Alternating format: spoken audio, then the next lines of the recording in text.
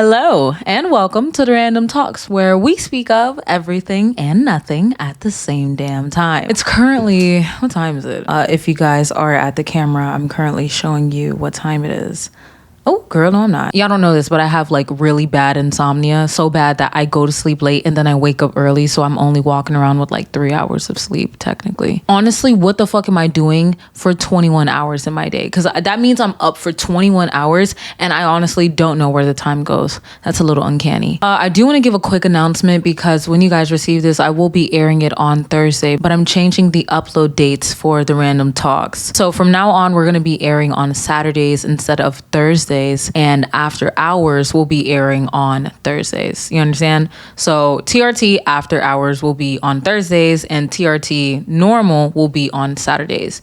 Just because I was looking at the engagement and I'm noticing that you guys are more engaged on a Saturday, and I want you guys to see my content, not like see it throughout the week and be like, oh wait, oh my God, she uploaded and it was like 4 days ago. So let's talk about the topic at hand. Now, a little brief. I had this conversation with my friend. Like, we were talking back and forth about an ex that I had, and I was saying that I believe the differences in the relationship might have been from the culture shock of him growing up in a 2-parent household, but also like a financially stable household compared to me. Like, I grew up in a technically 1-parent household because my dad was in, out. It was a lot. He was a lot. So my friend and I were speaking about the differences, and she was like, I wonder what it's like dating across, classes. And I was like, wait a minute, that's kind of fire, low key. Because I know some people can or can't relate. And I just want to bring up the topic. You guys know that's why I have the Random Talks, because we talk about random shit. Let's get into my first segment, shit I found on the internet. This person said, people who didn't grow up poor, but dated someone who was. What's something your significant other does that strikes you as unusual? First reply read, my husband grew up quite poor. I knew this as a fact, but it didn't hit home for me until he had an anxiety attack when our kid was 3 years old. And it broke my heart. We were out of milk and I was going to the grocery after dinner so I could go by myself and not deal with a toddler. The kid asked for milk with dinner. I said, there's no milk. You'll have to have water. The kid said, okay, but I'll get it myself. He loved the ice maker. And my husband had a meltdown. It was like a flashback to his childhood of not having enough food. We were just out of milk, about to sit down to have a nice meal as a family. My husband heard we don't have any milk right now as we are out of food and our child will be hungry. And it spiraled from there. It was not a pleasant evening. I ended up not going to the grocery because I had to be there for my husband. And we went over and over and over our finances so he could see for a fact that we were doing okay. So now there's always a lot of food in the house. Running out of any food can trigger him like that. It's heartbreaking. He's gotten therapy, which has helped tons, and we had couples counseling, which also helped. Ooh, okay. You know what? Quick little personal take on that person's experience. Y'all know I grew up poor, okay? Sorry to start like that, but y'all know I grew up poor. So at times, the fridge was either empty or stocked up, and it was usually in the middle of that, to the point where it's like, we got food, but we don't got food. I hate that fucking feeling of having food, but not having food at the same time. Like, I look in the fridge, it's kind of full, but it's all like condiments. Like, don't piss me off. That shit piss me off. So growing up in a household where like food, I don't want to say it's scarce, because my mom made sure to feed us. We ate a lot of poor man's food. So we ate a lot of bologna, we ate a lot of mackerel, we ate a lot of sardines. Well, maybe not sardines. I ate sardines. I love sardines. But we had a lot of like canned foods and things like that, because, poor man's food. We ate that with rice. That was dinner, and I loved it. But growing up like that, I noticed that as an adult. So when I moved out of my mom's house, of course, I was buying my own groceries, because who the fuck was gonna buy my groceries? Bitch, it was all me. So when I moved out of my mom's house, I was buying my groceries, but I noticed something that was very repetitive. I was always at the stove. And I said, well, wait a damn minute. Why am I always in this bitch? I was in Presidente so much that the people was like, hey, how you doing? How's it been? What do you mean, how's it been? Girl, I don't even know you. Oh, wait, I do know you. Your name is Susan. You have 2 kids. Like, bro, I know these people. I was like, okay, wait a minute. Wait a damn minute now.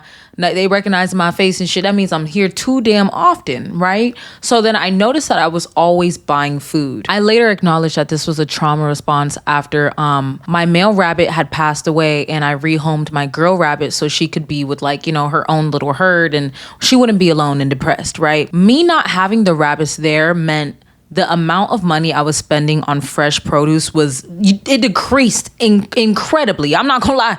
Rabbits are so fucking expensive. Love them down. I love them down. They my babies.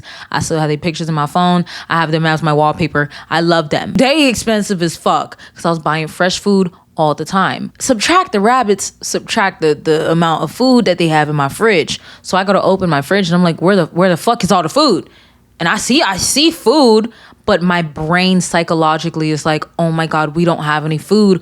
Oh my God, that means we're poor. We're not doing good. We're financially incompetent. Like all these things are swarming in my mind just from seeing empty spaces in my fridge. And I mentioned this to my therapist and she was like, we're going to get into it. But girl, you know, I stopped going because girl, she was expensive, $180 per session. I said, girl, I want to see you 2 times a week. I can only see you 1 time and I still can't afford that shit. I don't believe my response is as severe as his is. I would say mine is more, I get very anxious. I don't have anxiety attacks, but I do get anxious and I'm like, okay, I'm going to fix that. Like I'm going to, I don't know, restock. I'm going to fill the spot up with a whole bunch of water just so it looks full. I usually try to take the fresh produce out so I can see it because it stimulates my brain. I know this sounds crazy for some. I know this might be like, what the fuck is she even talking about? Bitch, when you grow up, po. That's it. The next commenter wrote, my husband will second guess every purchase. Even when we desperately need the item, make a grocery list, honor our budget, and have plenty of money to buy whatever it is in the cart, he will stop just short of the cashier's line and say, are you sure this is okay? Do we really need all this? I have to reassure him, and then later he might still have buyer's remorse. I'm gonna talk about that. I find it works better if I go to the store alone so we get everything on the list and he doesn't stress out. That's another thing I guess I'll like speak about. I know I keep going off topic. I mean, it's not off topic, but like I keep going and branching off to my personal thing. It's my podcast. Bitch, you don't like it? Fuck you. I don't give a fuck. So for example, I recently noticed something that I do. I don't order like Uber Eats or Instacart unless it's groceries, of course. But I only use groceries because I got my EBT. So really it is me, but it's also the government paying for the groceries. So I'm just paying for, you know, the price to get here. And that's the amount that I would pay for an Uber to get there. This is going to sound so bad and I'm laughing. It's not funny. It's not funny. But at times I don't feel worthy of ordering food for myself. And I'll only order food when I'm with someone else. Like if my friend is over, okay, you know what? Yeah, let's order some. You want to order some food? Yeah, let's order some food to the house. But if I'm sitting here in the house and I'm like, damn, I don't want to eat anything in here and I could just order something, I will literally get my big ass up and be like, girl, we got McDonald's at home. I'm gonna give an example. I don't eat fast food, but I'm like, girl, we got McDonald's at home. And I'm like, I don't want McDonald's at home, but I will still force myself to eat it. And one might say, well, that's just you being responsible. That's just you being responsible. I know. A part of it is just me being responsible. Low key, high key. Actually, I take that back. High key it is. But I also notice I have a problem with spoiling myself. Like I will buy something and then be like, why did you buy that for yourself? You didn't really need that. I mean, unless I go to like the thrift store. Everything I have on is thrifted, by the way, just so you know. Most of the clothes I get is thrifted. But I'm like, damn, why would you go and spend that much at the thrift store? You didn't need any of that. But if I'm buying something from someone else, I'm like, you know what? Money comes and goes. Money's meant to be spent. But on me, I'm like, you didn't need that. Like, I'm like, what did you do to need that? Like, I'll quite literally degrade myself because I'm like, damn girl, you going to spending that money for what? But if it's on someone else or something else, I will spend that money. What? On Neko? Neko is my cat. Happily drop a check. Sometimes I'll be like, let me spoil it a bit. I'll come back with some food. She's like, hey, mom, you lit. And I say, yeah, girl, we lit. And I go and make myself something else in the fridge. Next person said, I do this too, except I grew up in a comfortable middle-class family. When I went to college, I began to pay all my bills on my own. Suddenly, I was extremely poor. For years, I lived off canned food, cheap beer, and vegetables. I became pseudo-vegetarian because meat is more expensive. Now, even though I am an employed professional, I find myself worrying about buying a 12-pack because I may not have enough money for my next meal. Or I won't buy steak because I'm so used to stressing about eating. Shit sucks. Ooh, what an interesting perspective. I never thought about like a middle class or like high middle class person. I don't want to say losing everything, but you know, getting to the point where they are extremely poor. You know what that reminds me of? This is not off topic again, but it's on topic, but it's off topic. This reminds me of like growing up. I was confused as to what being poor was. I went to a public school, but at this school, there were kids that, of course, had more money than me. I was poor, like I was popo, but like I was not me saying popo, but like I was popo, not popo. And me looking around, I'm like, bro, how come this kid get to get this and this kid to get that? Like I would compare myself a lot as a child. And then one day I remember coming home to my mom and I was like, Mom, like, why are we poor? What is that? Why are we poor?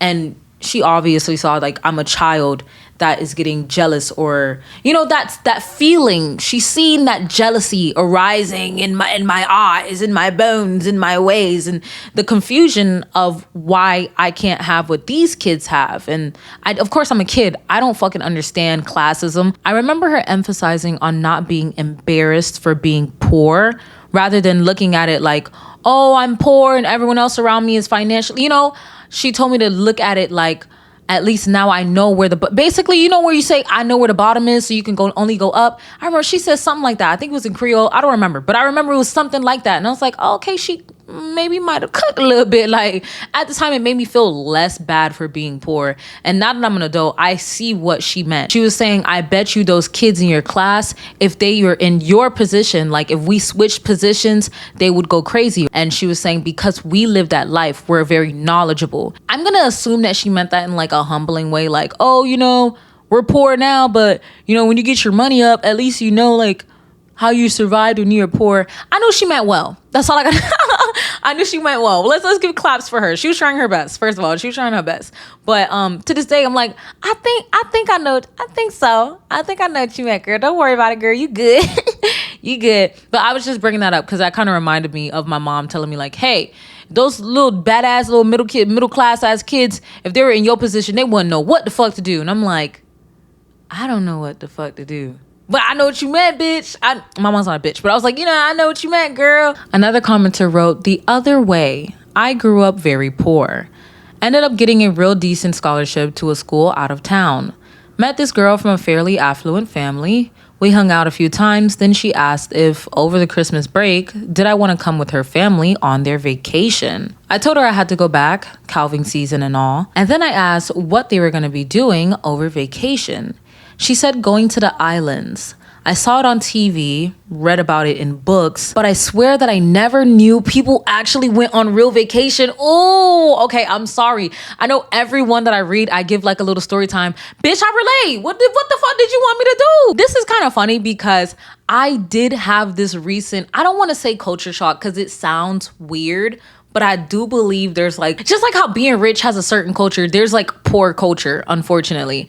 And in a relationship that I had with an ex of mine, they were speaking and showing me pictures and was like, yeah, this is when we went to Jamaica and this is when we went to, and I was like, you left the state? You left the country? And they're like, yeah, you don't have your passport? Passport? What is that? I know what a passport is, but I was like, what?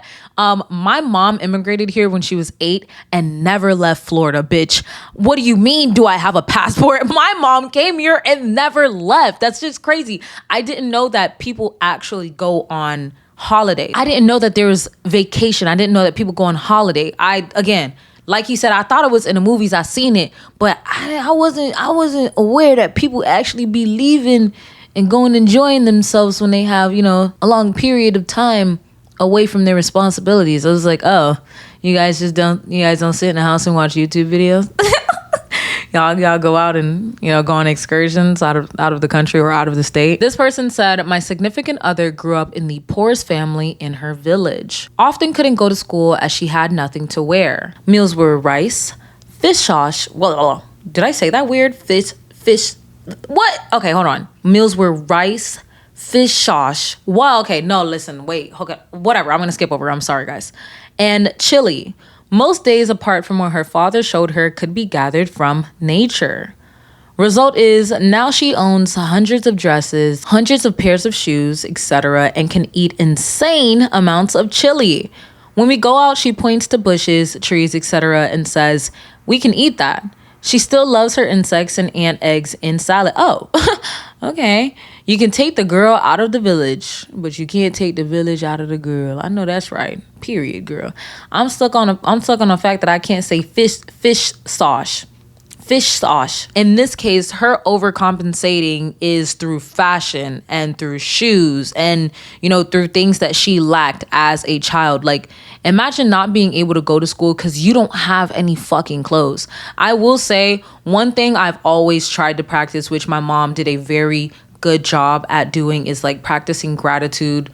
Because we didn't have a lot, when we did have something, like I held it very close to me. I spoke about it before, but when going to school, I didn't have any shoes, I didn't have any clothes, I didn't have any backpacks or school supplies. So we would go to a church, and often the churches were like giving out items for, the families that couldn't afford. The backpacks were cheap. Like, girl, it was dollar backpacks. The backpack would break the first week of school and I'd have to like sew it back, or I would tie it on to, make a little bow so it doesn't move. But I still had a backpack.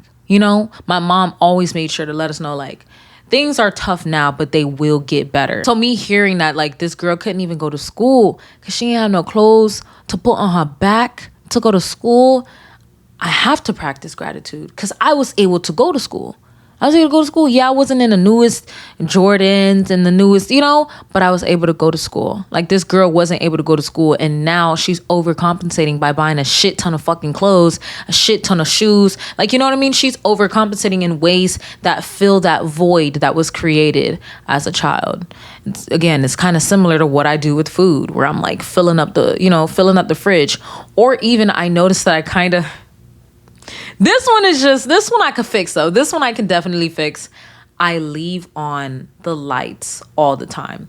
I do have I'm a little afraid of the dark. I will admit. I'm a tiny bit afraid of the dark, but also growing up, light bill. Girl, you better turn off that light. We were practically in the fucking dark. So growing up, not being able to use the light as much, I'm like, you know what? I want to create an ambiance for myself. And this ambiance that I want to create just so happens to have like 6, 5, 7 lights on while I'm just sitting down watching TV. And I said, well, that's not good for the environment. First of all, that's fucking horrible for the environment. That what is it called? The green foot, whatever. The foot with all the plant, and y'all know that one foot. I'm gonna put it here. Bing.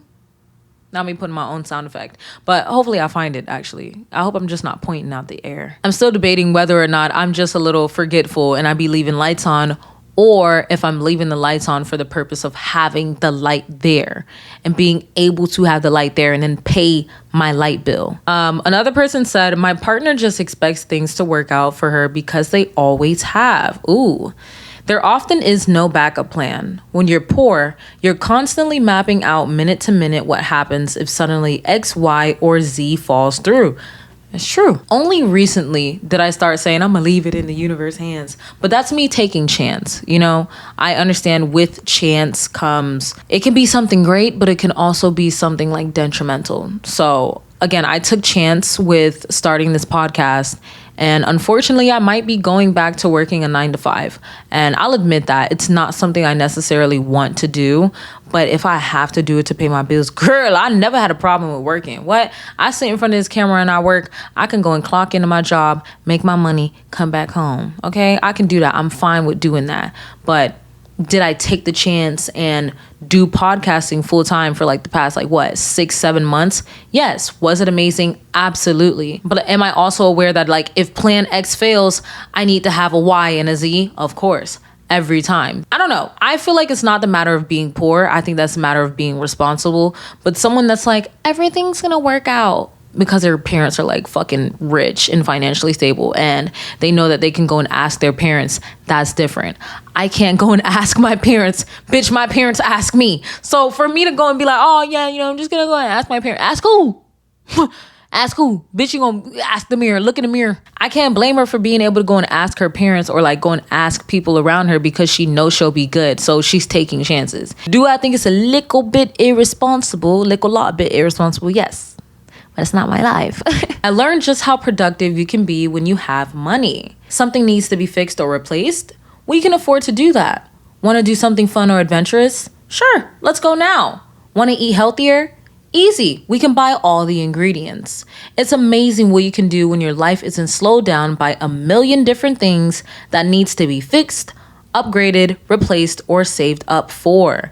I've been saying for the past year that I really want to go on a road trip. Bitch, I ain't got a road trip. What another interesting take though. Damn, they're kind of killing the game with this topic. I didn't know there would be so much conversation regarding this topic, so I'm very excited about this. The last comment I have here says, I grew up poor and my husband grew up very comfortable by comparison. Going out to eat for us was a true luxury. We never ordered a beverage because water was free. Clock it. My husband doesn't understand that many of these things he takes for granted are privileges. Dining out is a privilege. New school supplies, new clothing, new shoes, new anything for that matter. I worked illegally at 13 so that I could start buying my own supplies. Aw, I did the same thing at 14. I was legal though. I was legal. I got it through a program through my school. I wouldn't wish my upbringing on anybody, but I do wish that people could see the other side of things. I kind of think that's what my mom was trying to say. Like, if people were on the other side, being that like from what they've experienced on, you know, on the opposite side, they would go crazy. I think that's kind of what she meant. It's kind of clicking now. I'm like, oh, okay, now I see the vision. Like, I see it. I know I keep talking about my mom, but again, I grew up in a predominantly single parent household. So it's the only person I could refer to. But my mom would take us out to like Chili's. Those would be the fine dining nights. Like, I would get a steak at Chili's, and she know I love my root beer, so I would get my root beer and I would have a straw because I want to drink out the bottle. I don't know, I wanted to feel like I was drinking, so I would have my root beer and I would have my straw. Aw, this is actually really cute. I'm remembering my childhood. Going to a place like Chili's was my fine dining, and me at my age now actually experiencing fine dining, I'm like, damn. Looking at the menu now and I'm like, damn, I was fucking that up. I was fucking that shit up, but I was like, damn, I don't think I will ever order a steak from Chili's again. Not saying that Chili's got bad steak personally.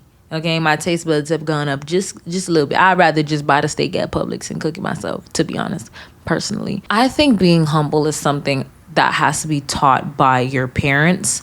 And I feel like a lot of people with money and kids, they don't be teaching their kids how to be humble. Personally, when I get to the point of having kids, because I always knew, I was like, I'm either going to be the rich auntie or the rich mom. So I know at some point when I do have a child, if I do have a child, I will be teaching them how to be humble. Like, I will help them acknowledge that, yes, mommy has money, but that doesn't make you any different from someone that doesn't have the same amount of money. That also doesn't make you different from someone that's not like, oh, my mom's I don't even know what I'll probably be doing when I have kids. But like, I'm just saying like, oh, my mom's a podcaster. Like, that doesn't make us any different. What? Because we go on a red card. Like, that doesn't make us any different. Not me manifesting. I don't want materialism to define who they are, because a lot of people define who they are based off materialism. Bitch, I'm in the hood. I see niggas with Gucci flip-flops. I see them with Cuban links. I look at them. I look at the area. I said, ain't we in the hood? Bitch, how the fuck did you afford that? Why are you here then? Why are you here? You know that it's either not real, you stole it, or what? You're spending your money where it doesn't need to be spent. For what? For a show. You're putting on a show. You're putting on an act. I would prefer my kids wear fucking Skechers. First of all, Skechers are actually bomb. Don't come for Skechers. Before anybody be like, ugh, Skechers. Yes, I'd rather have my kids wear Skechers than fucking Gucci flip-flops and they don't have any savings for their college fund. Like, that's my personal opinion. That's pretty much all I have for that segment, because it's just going to be more people speaking on their experiences, which I noticed that a lot of people had pretty much the same experience when dating someone that grew up poor. But let me know your experience. Let me see if it's any different from what I've been seeing for the past, I don't know, 10 minutes. I've been scrolling for a long time. But let's get into my next segment, latest obsessions, where I speak about what I'm obsessed with. I have to make a comment on this comment that I read on Spotify. And this person was basically under one of my comments. I think it was like, a soft life, is it a new feminist movement? This person was like, the use of the N-word in this video is unsettling or disturbing. She used one of those words. And I was like, oh, let me look for someone who asked. Oh, wait. And their response was this: nobody needs to ask for me to make a statement. Also, you're a whole adult. What are you doing arguing with a stranger online who made a valid statement? The fact that your first instinct was to react with a laughing emoji and say who asked like it's 2018 instead of accepting criticism is what is a bit sad to me. And yes, the use of the N-word in this video is disturbing. That is from black girl to black a woman. Aww. The bitch could barely write. Since you thought my comment of being like, oh, who asked? Oh, wait, was arguing. Let me give you a real motherfucking response for your little ass. Let me tell you something, little girl, since you have something to say under my comment section. You think what I replied was me arguing? First of all, would never argue through text, babe. I'm from 305. I don't care if you're a kid or an adult. What you're not about to do is first lie, because baby, I was not arguing with you. With you? Why would I do that? Why would I do that? First of all, let's start there. Second of all, you're not about to tell me, a nigga, what I can do and say with a word that I reclaimed as a nigga. I'm not sure if you knew this, little girl, but we reclaim this word. Whether or not you want to use it is entirely up to you, your body, your choice. As for me, my channel, my choice, my body, my choice, I will continue to be the niggiest nigga that you have ever nigga seen. I'm going to be that nigga. I'm going to be that bitch because I'm a bad bitch and I'm that nigga. I'm not sure if you've ever seen that. Obviously not, because you had the gall to sit here and try to say criticism was trying to tell a nigga not to say nigga. I find it quite amusing. Amusing to the point where it itched my brain, where I was like, you know what? These dumbass kids, man, fuck these dumbass kids. That's how I felt. But I'm going to actually take a step back. I'm going to take a step back and say, you're on the internet, my love. You're on the internet. And if you're uncomfortable with something, you know what you can do? You can click off, you can log off. Because you know what I did to you? I blocked you. I blocked you on Spotify. I hope you came here to come and see that. Actually, I hope you're a fan. I hope you're a fan and you came to come and listen, or you came to come and watch, so you can look me in the eye when I tell you that I don't give a fuck that you feel uncomfortable that I say nigga. My slogan is I'm not the all-knowing nigga. Because what am I? A nigga. I hope that helped. Mwah. I just had to get that out the way because I didn't understand how someone saying the use of the N-word in this video is disturbing is criticism. How is that?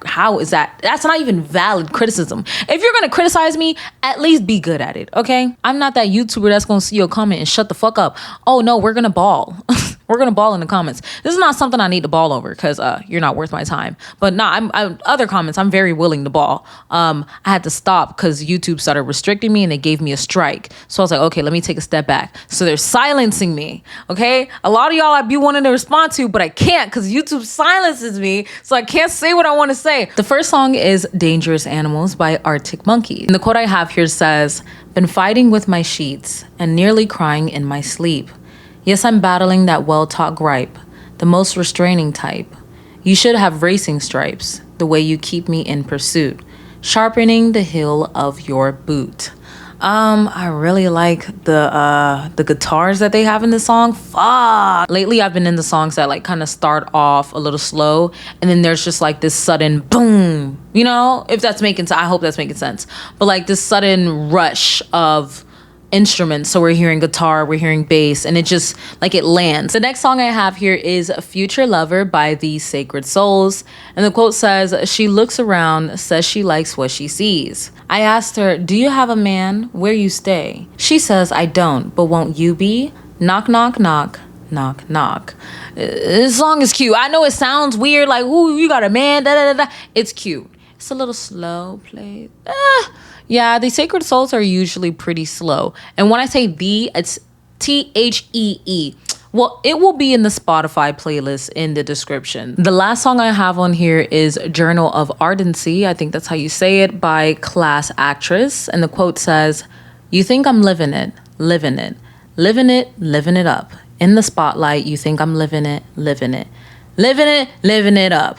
It's a lie, lie. Who's next in your journal of ardency? Private, yes, but I think it's me. So give me a sign, give me a warning." I know it was a lot of like living it, but like she ate. Oh, I'm sorry. Just play the song. I don't do a good job at describing the songs. I wish that I could play the songs for you guys when I mention the songs.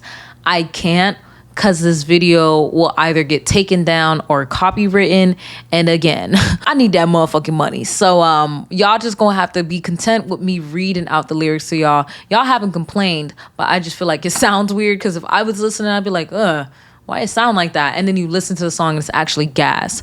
For anime, oh, someone asked me in the comments, they're like, are you watching Devil May Cry? Yes, babe, I was watching it. Are you crazy? You think there would be a white-haired anime guy and I wasn't in attendance? A new anime with a white-haired anime boy and I wasn't in attendance? That's absurd. Devil May Cry is a science fantasy action-adventure game franchise created by Hideki, I just say Kamiya. I hope that's how you say it. And primarily developed and published by Capcom. The series centers on Dante, a demon hunter with legendary demon warrior blood who fights to stop demonic invasions of Earth. They made that into an anime. I just want to grab Dante by the head and just like some fucking ice cream. Y'all know I love a cocky white-haired anime guy. Ooh, with a cute little smirk. Ooh, and it wasn't a ripped off his shirt and his abs were showing and I was like, my God. Like, did my nipples slip?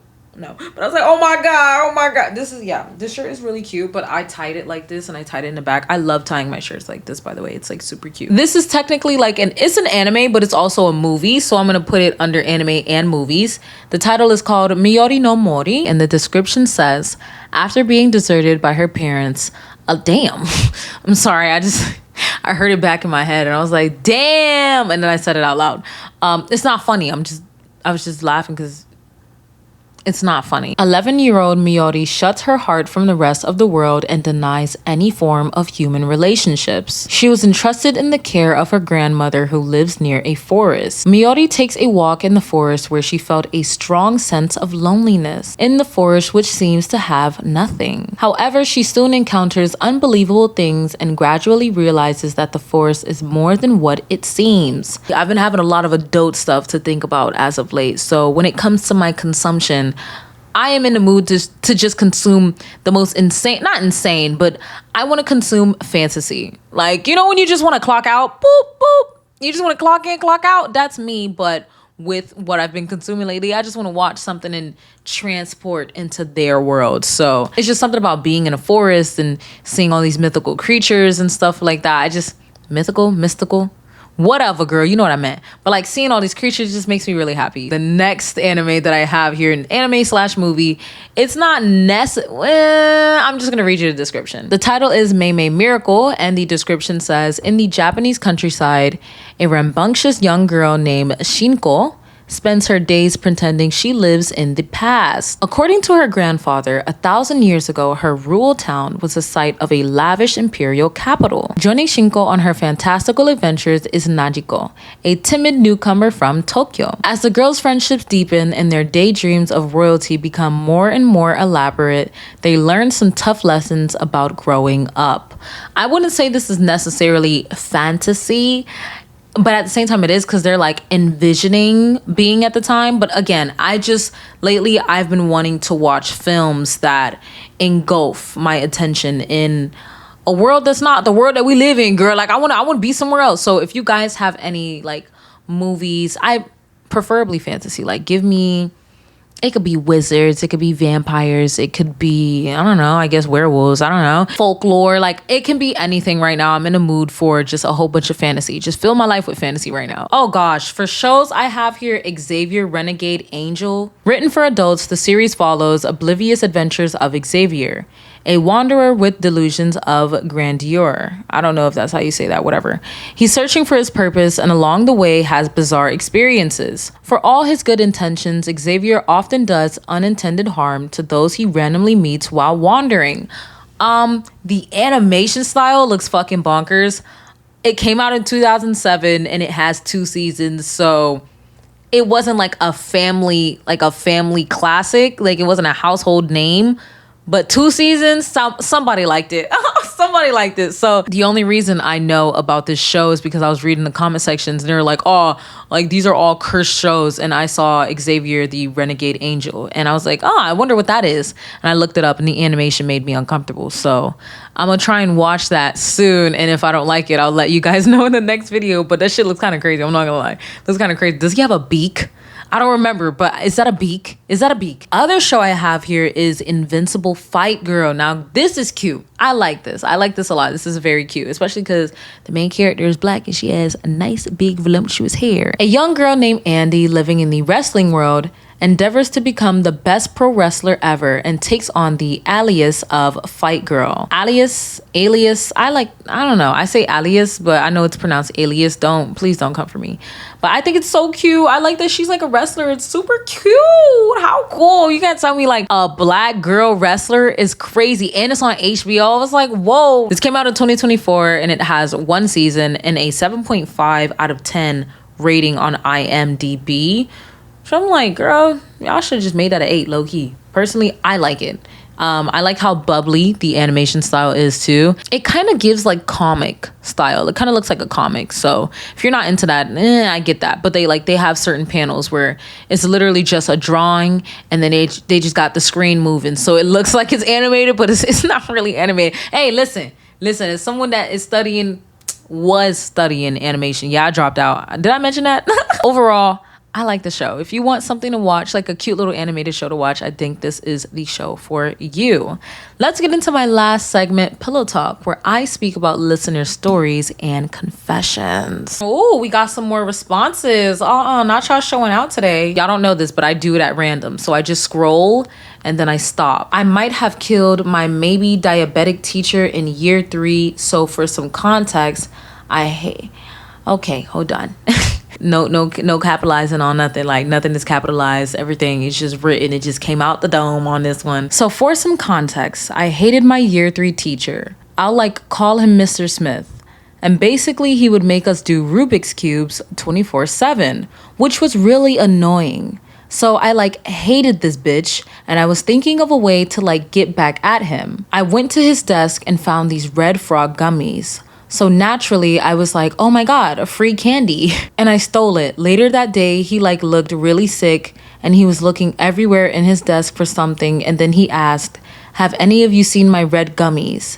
And we all said no. And I was too scared to say yes because I didn't want to get in trouble. So he runs out of the classroom and 20 minutes later, we see an ambulance in our school and I never saw him again. Sorry if this makes no sense. I just woke up from head surgery. Oh my God. Okay. Well, I'm glad that you're okay. I hope you're okay. You just said you woke up from head surgery. That shit sounds crazy. Sounds like you might have a headache.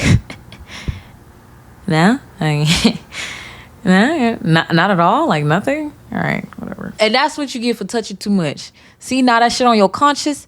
You see how that shit on your conscience now? Why you went in his stuff and went and stole his red gummies? You went in there and you stole his gummies. Now, what if they was edibles? You see these badass kids? Badass kids! I'm telling you, what if you had, what if it was poison? I don't even know. What if it was rat? I don't know. Why would you have rat poison in the classroom? I said, yeah. Why would you have edibles in the classroom? Yeah, you're right. Okay, but still, damn, y'all touching shit. Damn, I hope he's not dead. Maybe he's not dead. We're just gonna live in the reality that he's not dead. Also, you just wrote this after your head surgery. You're like, no, I gotta confess. I gotta confess that I think I might have killed my teacher in 3rd grade. What? Hello? I get it.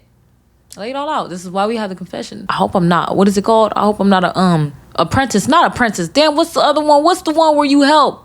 Accomplice. So I'm not an accomplice, right? This person said, hi Kyra, this isn't a confession, sorry, just a random rant, but I wanted to tell you how much I enjoy your videos. Aw, stop. You seem so true to yourself and it has really inspired me. I started watching your videos when I was a freshman in high school and your thoughts have genuinely made me a more emotionally mature, sympathetic person who is at home in her sexuality. Oh, the way you express your opinions keep me locked in while also learning from them and having fun. I also really love the community your page provides. It feels like such a safe space and everyone is so welcoming. I don't even know how to say what I want to say right now because this is where the imposter syndrome that I have just fucking irks me because as much as I'm I want to create a community that, I feel and I can see, but at times I'm not doing enough.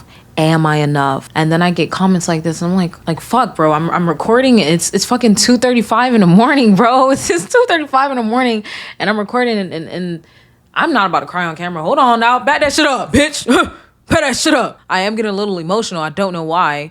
I don't know, bitch. I don't know. Thank you for coming by. Thank you for staying. Thank you for finding us. Thank you for giving me a chance. My goal is to have all of us eat, and that's always been my goal. I want a community. I never felt like I had a space that I was welcomed in as a kid. Like, again, y'all don't be understanding. I was always that fucking weird black girl. Like, I was the, and it's like, oh, you're the weird black girl that's not like other girls. No, girl, like, I was the weird black girl that people was like, what the fuck is wrong with her at times? Or like, what is she wearing?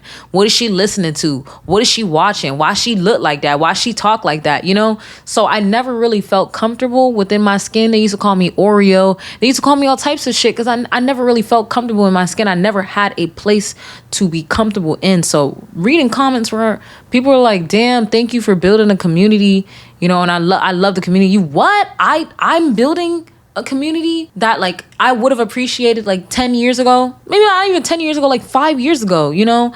My goal is to be the person that my inner child would look up to. And when I see comments like this, I'm trying not to cry because I don't want to cry. I'm not crying on camera. That's gay. That's that gay shit. That's that gay shit. Like, I'm gay, but I don't gotta be gay. Like the last listener stated, hi YouTube, Spotify, and all lovely listeners. I'm at a crossroads here. One of my friends was getting a little too clingy, always asking me if I'm going to practice that day. Whenever we were together, she would always follow me around and asking me things like, am I annoying? Am I clingy? I could tell she was looking for a certain answer, but I told her no, because she wasn't at the time and I enjoyed our friendship. However, one day she kept calling me and messaging me asking if I'm going to be at practice that day. I was fed up and confused and wondering if she was going to practice just because I was. I asked her that and she was like, yeah, I'm only going if you're there. Why else? Then when I told her she shouldn't base that decision on whether or not I'm there, she started getting really weird and saying stuff like, I'm gonna, ooh, KMS, ooh, girl. I was seriously concerned and wrote about why that was weird and how I just felt she was getting a little too close for my comfort. She started going on about how it was a joke and she wasn't being serious, and I was just weirded out. I haven't talked to her in a while and it's been awkward. I'm not good at smoothing out awkward situations. Should I message her back and try to smooth this out between us? And if so, how would I even approach it? Person has an obvious attachment to you, to the point where you're feeling uncomfortable. I would prefer speaking about it in person because, well, I don't know. It depends on what you want. Like, you can speak about it over the phone. I just think text is not good. But over the phone, if you want I don't want to say get out, but like if you want to remove yourself from the conversation, like if you need to remove yourself from the conversation, a phone call would be, you know, very well. But I personally would prefer in person, especially if it's like a friend of mine that I really care about. Yeah, girl, I need to see your face. Like, I need to talk to you and look in your eyes so I understand what you're saying and you understand what I'm saying. I mean, you guys seem young talking about practice. I'm going to assume you're in high school. When I was in high school, but that's based off of how I grew up, though. I obviously had like a possessive attachment to my friends, which I, of course, at some point I was like, why am I so possessive with my friends? My friends can have other friends and do other things. Why am I so clingy? Oh, because I felt like they would leave me because, oh, I'm not really that good of a friend, or I'm not that funny, or I'm not that pretty, or, you know, just insecurities and projecting that onto the friends that I had at the time that genuinely wanted to be around, but I started to push away because of my own insecurities. So I feel like you should maybe speak to this friend. You guys are young. You guys are going through emotions, and you're probably a comfort for her because she might be going through something at home and she can't really talk about it to anyone, but she feels good and she feels comfortable when you're around. So maybe speak to her and ask her how she's doing, how things have been, what's going on, and express how you feel and how her being clingy has been making you feel uncomfortable. Just communicate. Damn. I keep saying communicate, but honestly, I didn't notice how it's not an easy thing to do. Like, I know it's easier said than done, and that's why I'm like, communicate, but I get it if you can't. But the root of everything is always communication, because when you get how you feel out there and they get how they feel out there, that's when you're like, okay, what are we gonna do now? Because now that we're both on the same page, we now need to figure out how we're going to continue this story. So personally, I would talk about it with your friend. Talk about it. That's your friend, right? You're supposed to feel comfortable around them. You're not feeling comfortable. That's something that should be brought up and talked about. But I do think this will be the end of this episode. Hopefully this was long enough. My last video was like 44 minutes. I know y'all like the longer videos, which I'm like, damn, y'all just really like when I yap. Like, I really do enjoy when I yap. So I hope this one is like, you know, not too long, but it's long enough where you guys do feel fulfilled in the content that I'm putting out. Thank you so much for watching. Take care, brush your hair, and watch that motherfucking derriere, bitch. I love saying that, but I'm like, should I continue like degrading y'all? That's fucked up. No, I feel bad because I was degrading y'all. I felt bad. It's not good for PR. When I get like my first really good sponsor and I'm able to actually pay my bills from only doing this. Oh yeah, because girl, I wasn't making enough money from YouTube for me to only do this. Like, I had to pick up some side hustles, but you know, again, might be going back to a 9 to 5 because I can't keep doing what I was doing. But like, again, like, I miss degrading y'all. Maybe when I get my first like real good deal and bills are paid and we're eating, I'll start degrading y'all again. I miss it so much. I used to have so much shit to say. Now I'm like, okay, take care. Damn.